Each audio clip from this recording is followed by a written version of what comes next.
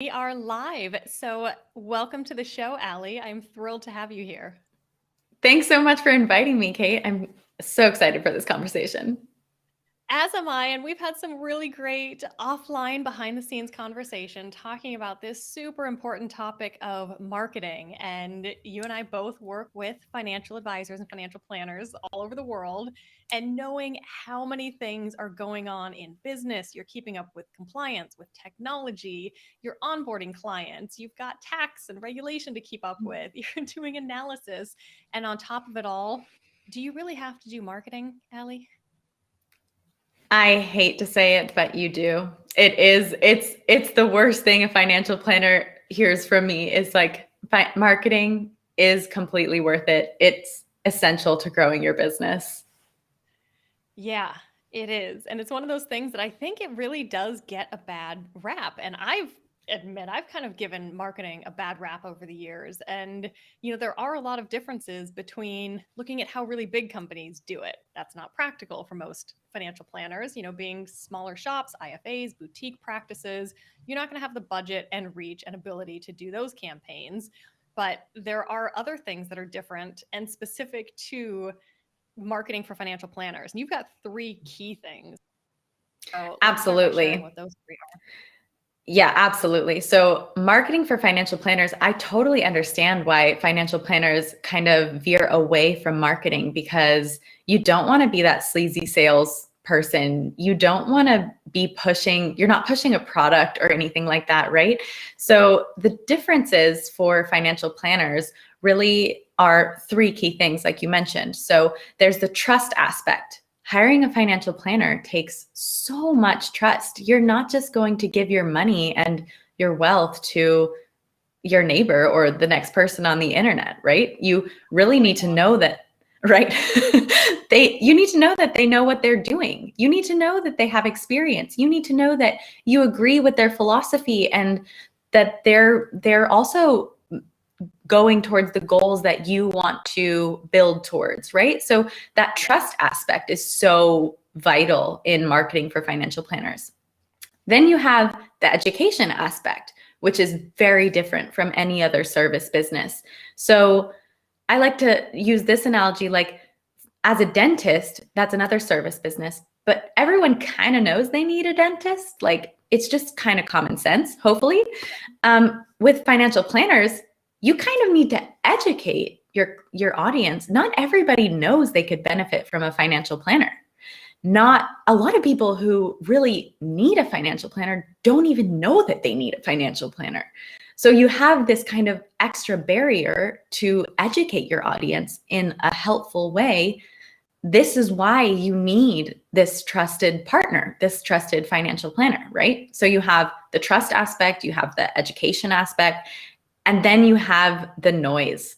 I mean, there are so many financial planners up and coming in the industry, existing financial planners, wealth managers, just different things you can do with your money. People ask their parents for financial advice. People plan on Excel documents financial advice. Like you're competing with all of these different things, right? And so just breaking through the noise and coming up and really asserting your voice and making yourself known in the industry is a third aspect that's so important.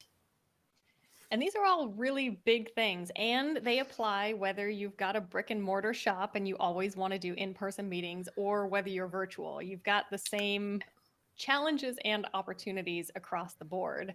And Allie, one of the big things we're talking about is building your marketing foundation, or I don't know, re-solidifying your marketing foundation in 5 hours a month. So that's a Right. lot to cover just between those three things. And Right. then the different mediums for executing those. Right. So this is something that I hear all the time. So the first thing I hear is, do I really need marketing? So we just covered that. We do need marketing.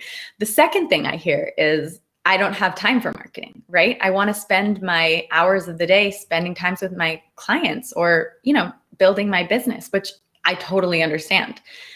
But if you kind of spend the time to create that good marketing foundation, you won't believe how much it can help you with that business. And so the three things that I say you need for a really good foundation is an optimized website. Is your website catching those leads? Do people know how to contact you on your website? Do people know what to do when they get to your website? Those are three key things. And the website should not be underestimated. Like, this is your first impression for a lot of clients. This is your kind of home base. Like, don't underestimate the power of a good website, right?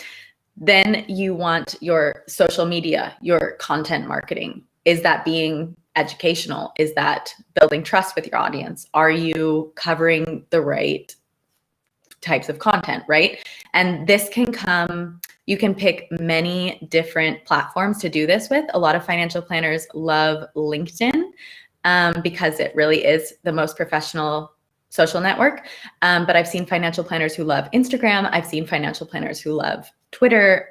So there is no one size fits all when it comes to choosing the platforms that work for you. But what I kind of tend to advise is whatever you feel most comfortable on, wherever you see most of your clients spending time, you really want to be there. So try to pick one and really do it well, then try to spread yourself too thin and go everywhere at once.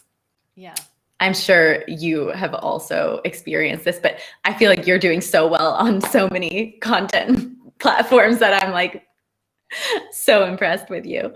And then the third, we leverage the different tools, and you and I kind of chat about that, like all the, social media schedulers, so that you can post across the board. So for regular posts that are just, hey, every Tuesday I have a new podcast episode that comes out. So that's pretty consistent across everything. I don't really need to tweak the messaging because that's, standard across the platforms versus, there's definitely that conversation of like Instagram can be more casual, LinkedIn more professional, but some things, and that's what I like, is finding that kind of evergreen content that you don't actually have to spend the time, tweaking for every platform.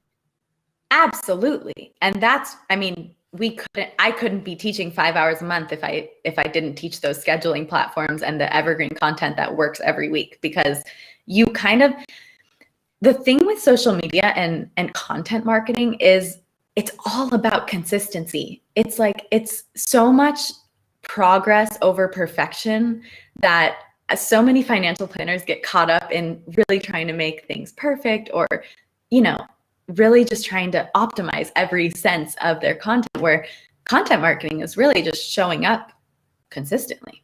The people who are most successful at content marketing are just the ones that are showing up the most. Yeah, right. And it gets into that. I think you and I were talking about music, weren't we? And how sometimes the first time you hear a song come on the radio, you'll be like, oh my gosh, I'm changing the channel. This is terrible. The lyrics are bad, or it just is not catchy. And then all of a sudden, 6 months later, you find yourself totally rocking out to the music while you're cleaning your house. You're like, wait a second. Yeah. I didn't like this at first, but it's that psychology of the power of repetition. And that's one of those ways that you can build trust, right? Is you just get continually exposed to a person. If you see their face, video is a great way of doing that. And having fun pictures of yourself and showing your personality and everything, is people just continue to see you. So when they think, oh, I'm at that age or that stage of life, or I need to change a financial planner, get one in the first place, oh, I'm going to go to Allie because I see her face all over. Absolutely. I mean, one thing that I love to talk about is branding, right? And you can think branding is just for companies, but everybody has a personal brand. You can Google anybody. You can look anybody up on LinkedIn, and what you find is their personal brand, right? And you can either control that narrative and like, this is what I stand for, this is the content that I'm pushing out, this is what my personal brand is, or you can leave it up to chance, and you can kind of hope that people are seeing you for who you are and like trusting what your website says about you and stuff like that. But personal branding is so important in this day and age. And that has to do with consistency, and that has to do with putting your face everywhere, which it's uncomfortable, but there are things that we have to kind of get over in order to really grow a business. We've also talked a lot about that too. Oh, yeah. Well, and it's also challenging because one of the things that we talk about a lot is the fact that financial planning, like any service-based business, it's about the client. It's not about us. So I've always found there's that really fine line because I very much believe in people showing their authentic selves, and you don't have to overshare, but there's also a huge power in sharing your story. Let's say I worked with divorcees and I was divorced myself. I think sharing that I've been through that experience is going to help build that bond. So, what do you say on the Absolutely. balance between the, professional make it about them and sharing Yeah. yourself? That's another big question that I'm asked by so many financial planners is like, what is the line between what's too personal and what is professional? And especially with like a platform like LinkedIn, where people think it's like, a lot of people have this idea that it's only for professional topics and they only want to post about their company and their profession. But like you just said, it's so much of who you are is what happens in your day-to-day life. It's what happens in your personal life. It's the challenges that you have personally overcome. And by sharing that, you feel more vulnerable, but it's actually allowing people to connect with you on a deeper level. And so Yeah. I encourage financial planners to share as much as they feel comfortable with, but like especially those challenges that they've overcome or the challenges that they've helped clients overcome, like those are really important stories to tell and to have people know. So stay authentic in what you do online, but make sure you're sharing enough so that people can connect with you and know who you are and what you can help people with and stuff like that. That's still authentic, I think. Oh, totally. And Francois just popped in with a great question. Should you build different communities on different platforms, or should you try and connect with the same people across as many platforms as possible? Oh, that is a good question. Um, I think it matters more how deep you go with the community and with the platform you're spending time on than trying to get light touch points on many different platforms or many different communities. And so what I would answer to that is just if you're trying to build a community, which is so important and such a great thing to do, try to go deeper with that community. So build a community on one platform and take that community deeper. I think you would find that you would get more clients and better results with kind of going deeper than trying to be everywhere at once and trying to create like surface level communities. Would you agree Yeah. with that, Kate? I would. And that's where, I've definitely been most active on LinkedIn, but even this live stream is across YouTube and LinkedIn and Facebook. So I'm like, well, there are some people that love Facebook and they're on Facebook all the time. And so there are people there that, maybe don't follow me elsewhere. And Francois, for example, has done an incredible job building an amazing community on LinkedIn and within his own community. So, that's one of those challenging things. But I think it goes right back to what you were saying earlier, Ali, about choose the ones you're most comfortable with. So, for example, Yeah. I don't love TikTok. I've spent a grand total of 45 seconds on TikTok, and I don't really desire to ever go back on there again. So, I'm not going to be posting on TikTok. Yeah, absolutely. I think that's another great point that you just brought up is in this 5 hour month marketing that we kind of try to teach financial planners, it's all about efficiency and repurposing content. So great, you have a Facebook presence, you have a YouTube presence, you have a LinkedIn presence. You can do this live across all three of those and it's no extra work for you. Yes. And that's the like so what that's what's so great about having these kind of scheduling platforms and video platforms that like really figure out how you can repurpose content and use it across different platforms. Like I'm not saying you should only be on one platform, but I don't want you to spend so much of your energy and so many hours in your day working on marketing, like a 1 hour here and 1 hour there and 1 hour there. But what I'm trying to kind of teach people is that they can spend 1 hour and be on three different platforms. That's great. That's what I love to see. Totally. And the third thing you were going to say, so we touched on the first two being the optimized website. So we might come back to that, the social media content, and then the third piece of those three key foundational elements. Emails. Email marketing. This is so important. I would say website and emails are two of the even more important than content marketing because you own that. And so like if LinkedIn ceased to exist tomorrow, if you were relying on LinkedIn marketing, I mean, your business would be really in trouble. But if you have a really well optimized website and you have your own email list and you have all of those connections and you are consistently emailing them, you don't care what social platforms do. You don't care what these tech companies do. And so email is a really important way to take marketing into your own hands and just kind of make sure that you are keeping up with your community and like having those touch points and getting to know people and helping people get to know you and what you can help with on another platform. That's not really a platform. It's what you own. Your email list, you own. LinkedIn, you don't own. And so email is so important to really pay attention to and grow that email list. It is. And, being financial planners, most of us are pretty analytical, even if we don't look at those analytics. And one of the conversations that I've had over the years and been looking at more lately is the analytics behind emails. And I've often heard something like a 15 to 25% open rate is good, which can be so frustrating because you're like, I put all this effort into it. And let's say 75% of the people didn't open it.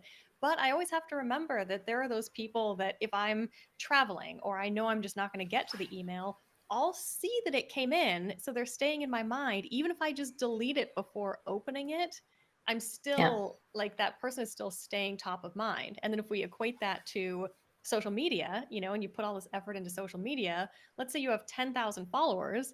Well, you still might only get 2,500 that ever see that post. So that's still 25%. And then of those, only a fraction of that is going to engage with it.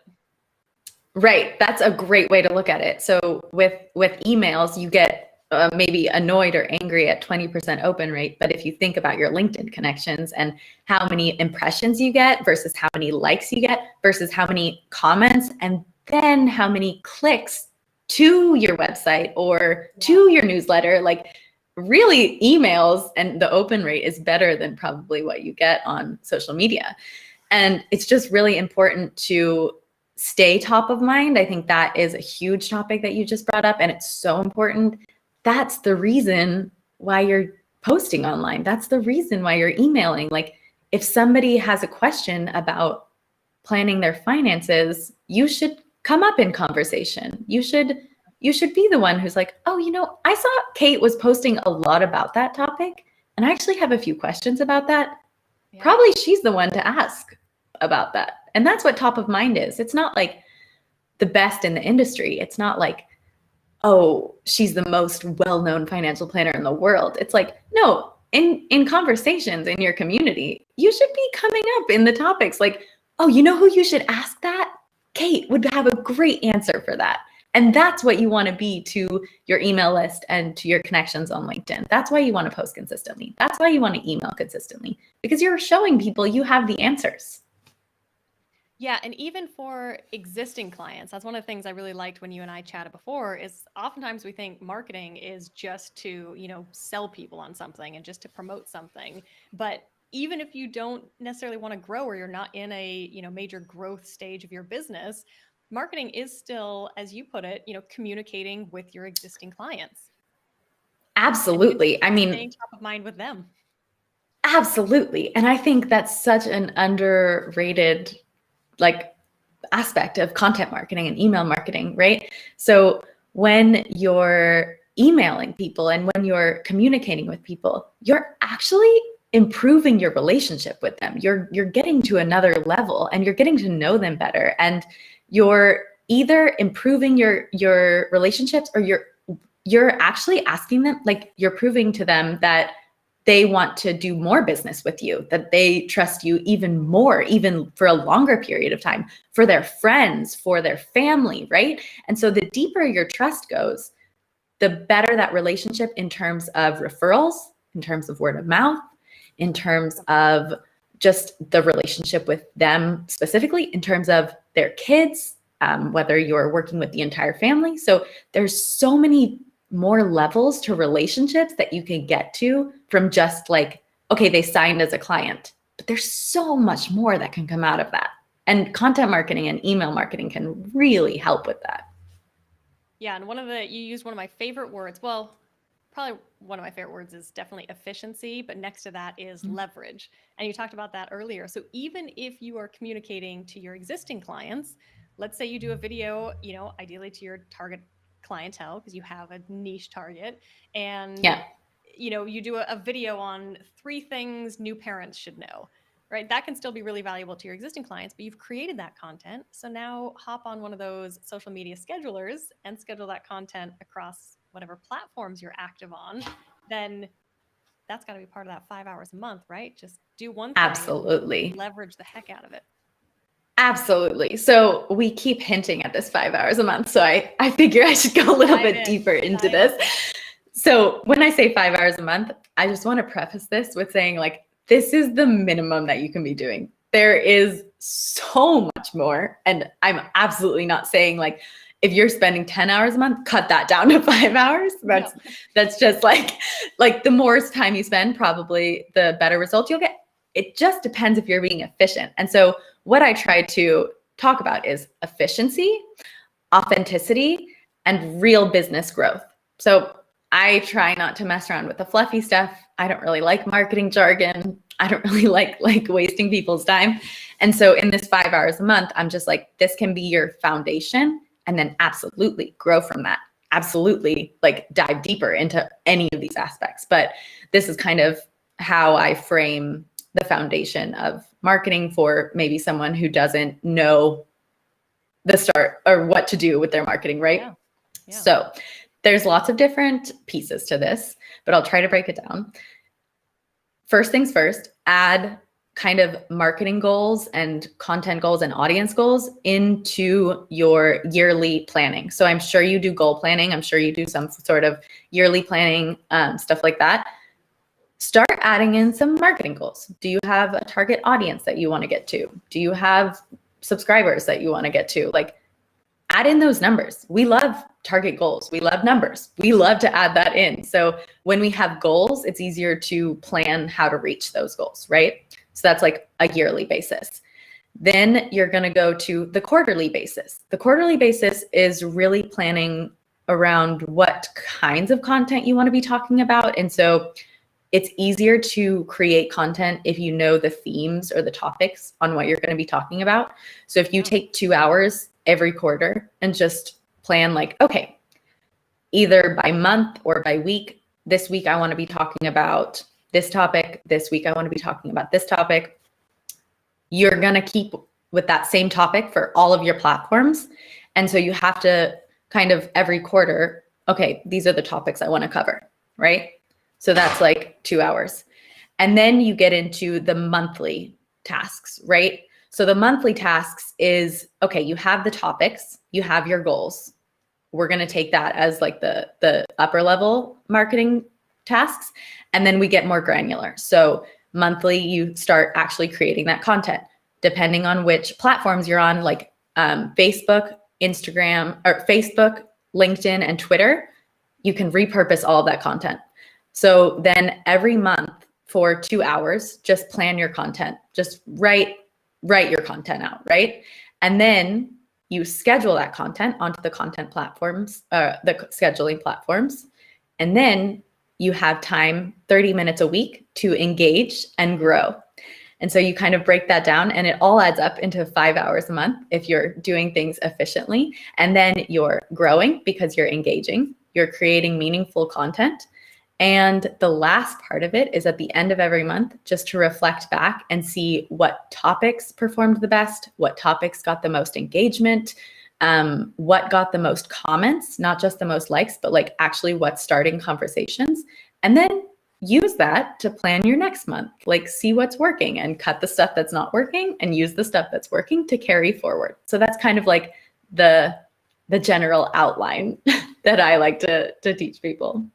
Well, and I like that because it's achievable. Right. So often we can tend to go to an all or nothing or go to extremes, whether it's, exercise or dieting or diving into a new project or building a business or any of it. It could be, I'm going to do, 17 hours every week. And you're kind of setting yourself up to not succeed. So I like that Yeah. that almost will naturally build momentum because as you get more engaged and people start to come back, then I would imagine you're then going to want to do more. And you'd be like, okay, this is starting to pay off. Now I'm going to do 7 hours a month, and just slowly increase it. And all of a sudden it's a natural business growth. Absolutely. I mean, and that's something where like our brains don't work on restriction. Our brains aren't like so many times we don't carry on with something because we fail at it because we set too high of standards or we set too high of goals for us, right? And our brains are like, okay, we failed at this. Let's just stop doing it altogether. So this 5 hours a month is trying to really help people like in their minds, I can understand 5 hours a month. I can fit that into my schedule. And then once they do that, their mind is like, oh, we can do this. And it's like a rewarding kind of schedule instead of restricting and extreme and like you need to be doing 70 hours a month in order to grow your business. Like that's not realistic. Yeah, it's the same as hopefully most people are teaching their clients. If you need to adjust your cash flow, don't suddenly go cut out everything you enjoy to get to where you need to be because that's not going to result in a lot of success. And one of the other Yeah. things we chat about that I really liked as people think about their content and sometimes it's easy to put content out there and people can not intentionally but almost take it for granted and just be like, "Oh, Allie knows all this information." And sometimes you can actually forget, "Oh, but I should remember to hire Allie when I want to talk about marketing." And so we talked about kind of that 70-30 mix of, just putting out valuable content versus, doing more of the, dare I say, the salesy side. Oh my gosh, I love that you brought that up. Thank you for bringing this up, Kate. So, the 70-30 rule is my favorite rule. But so there's two sides of this rule. There's some people who spend too much time on the promotional side, and there's some people who you're like, mute, please, on LinkedIn. I want to stop seeing their content. And then there's the other side of it where financial planners want to be so helpful and they want to just educate and build trust and share all of this great information that they forget to promote their services or like tell people exactly how to get in touch with them or exactly what they can do or help them achieve. And so the 70-30 rule is just you should post 70% helpful content. So that's either content that is educating, it's inspiring, it's personalizing yourself, or it's entertaining. And then 30% should be promotional. This should be content that is directly promoting your services, telling people how to get in touch, telling people to sign up for your newsletter, like telling people what you can do for them because people actually want to know this stuff. Once you've educated them and built that trust, they're dying to know how to get in touch with you. And if you never give them that opportunity, and if you're never like promoting yourself, like if you win an award, go flaunt that award. Go tell people about that award, right? So I'm not saying don't ever promote yourself in marketing because I think that's such an important aspect. I'm just saying have a healthy balance between the educational and inspirational stuff and the promotional stuff. Yeah, and I like that mix because then you can think, okay, I'm going to do maybe not initially, but I'm going to get up to 10 pieces of content a month. And I think that seems like a really, a reasonable number. And then you think, okay, of those 10, I'm going to have 3. So that's almost one a week that does more of that promotional. And that's kind of a good little nudge to the people that don't like being promotional, right? You're like, okay, I'm going to work up to 3 pieces a month of getting myself out there and making sure that people know how to work with me, how to contact me, Yeah, how to get on that list. absolutely. And just So we've got really quick, yeah. that's also the free content. That's also like the white papers or the ebooks or the getting to your website or like the videos on exactly what you've done for clients. Like really promote yourself and use different mediums to do it. Use a video, use a white paper, use like an article. Like don't be afraid to mix and match because that's what works with content marketing is really kind of using that full content mix. Yeah, and do like, hey, if you want to download this white paper, or if you got something great like a checklist, clients, people Yeah. love checklist, then say that's a great way of sending them to your optimized website to get their email address, to download that, to Exactly. get them on that email list, to continue providing Exactly. all that value there. So, Yeah. in the last minute or two, Allie, you also help financial planners do all of this, because hearing it is wonderful, actually executing it and staying on track, having a bit of accountability, and having more of that step by step, how do I do this? You help them Yeah. do exactly that. Absolutely. I mean, so I am the founder of Impressum. It's a digital marketing agency for financial planners. And we also have a course specifically teaching financial planners how to achieve this 5 hours a month marketing strategy. And so that the next round of it, it's called the Ultimate Financial Marketing course. It starts in June, and we are now open for applications. And I would really love to talk to anybody about how they can achieve this, because I really just like to help financial planners with marketing. Yeah. I love it. And I love that you were saying earlier, you're like, I don't like jargon. We like making things efficient. Again, one of my favorite words. Let's leverage the heck out of stuff, make it evergreen, and bring that authenticity in it. So, Allie, I Yeah, love your style and what you and Lona are building at Impressum. So, I'll make sure to link to that in the show notes. So, with that, I want to say thank you so much for being on the show, for all of the wisdom that you provided and encouraging people to do at least perfect. those 5 hours a month. But look, just Yeah. start with 5 hours a month and build from there. Yeah, absolutely. Thank you so much for having me, Kate. This has been so fun. Yeah. And I did just realize that we have a couple more questions. If you have just a minute to hang on to make sure we get these answered. Absolutely. So we have Marcio that asked, what do you think about starting and running a LinkedIn group? And that kind of comes in as we're talking about building community. And you mentioned going deeper with your community. And especially if you are, trying to target your ideal clients, does it work to build a LinkedIn group of your target clients? Yes, absolutely. So one of the things that helps kind of grow your business is building a community, and that can be on LinkedIn, it can be on an outsourced platform, or it can be on Facebook.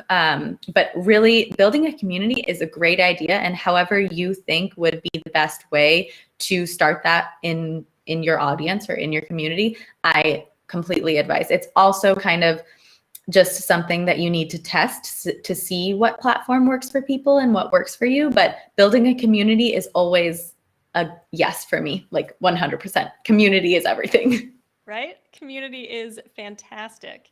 And Marcia, if you're still on, let us know if that helped answer that question.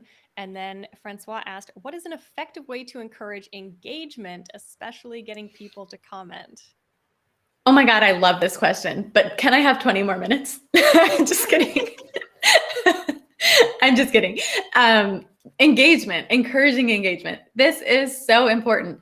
One of the things that I always advocate for, and is part of the course, is the content recipe. How should you be writing posts or making videos that actually encourages people to act, to like it, to share it, to comment it? What you have to do, and it's so uncomfortable, but when we're on the internet, we are so mindless. Like, you don't realize how much of your mind is just gone. You're scrolling on the internet, like there's nothing in there.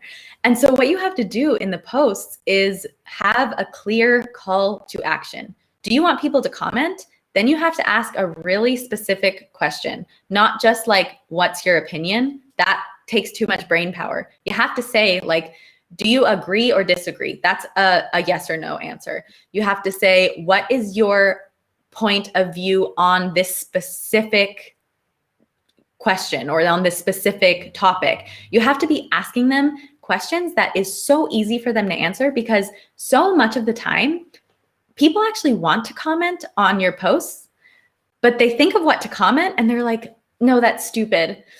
No, I don't want to comment that. Okay, I just won't comment. And so if you give them the prompt, it's like, okay, this is what you should comment below. Then they're like, I wanted to comment anyway. I wanted to support, and now I know exactly how to support. And so just try to think of some creative calls to action. And I know it sounds so weird to say, like, please comment below, but really just like ask specific questions. Ask them to share it with someone who could find it useful.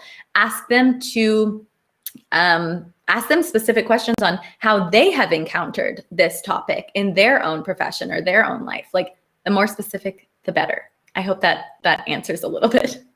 Is that why everyone is doing LinkedIn polls lately? Like, I feel like I've just been flooded with everybody doing polls. And I'm like, well, it gets great engagement, but I actually don't know that I've answered a single one myself because. Yeah, polls are a great way to get engagement, but you have to also think if it's valuable engagement. Like polls also takes no brain power. And so I would value a comment over a yes or no in a poll. So you have to kind of consider. Yeah, but that's such a good point because I'm the same way. I overthink everything I write. I can talk and talk all day long. You can throw me on stage, but if I'm writing something, yeah, I don't think I ever really thought about that until you just said it. The amount of times I've gone to comment on something and I'm like, do I word it this way? Are they going to, like, you can't always get sarcasm in comments. Are they going to pick up on it? And I was like, oh, forget it. Yeah, that's what everybody's thinking. You think you're alone in that? That is what everybody's thinking. That's why you just need to give everyone an easy out and say, and if they're like, I want to comment, and then they see a direct question and they're like, oh, great, I can just answer this question. That is so easy for me. Thank you so much. I will comment. That's what they're thinking. Brilliant. Okay. Awesome way to wrap up the show. Thank you. You got me thinking about how I can leverage that in my own post now. So keep an eye out and let's see if I get better at that. Great. And if anybody has any questions, feel free to connect with me on LinkedIn or anything. I'm always happy to talk to people. I love talking, just like you, Kate. I've linked to your website, to your course, to your LinkedIn. Everything will be in the show notes. So I'll actually probably get that page up soon with the live stream, and then the podcast version will come out in 2 weeks. So thank you to Matt, to Marcio, to Francois, to Tracy, to everyone that joined live and for engaging. Really, really appreciate it. Thank you all and have a wonderful afternoon. And thank you, Allie. Thank you, Kate. Ciao. Bye.